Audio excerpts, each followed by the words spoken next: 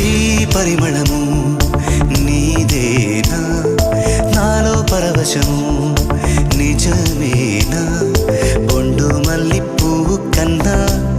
తేలికగు నీ సోకు రెండు కళ్ళు మూసుకున్నా లాగు మరి నీ వైపు సొగసును చూ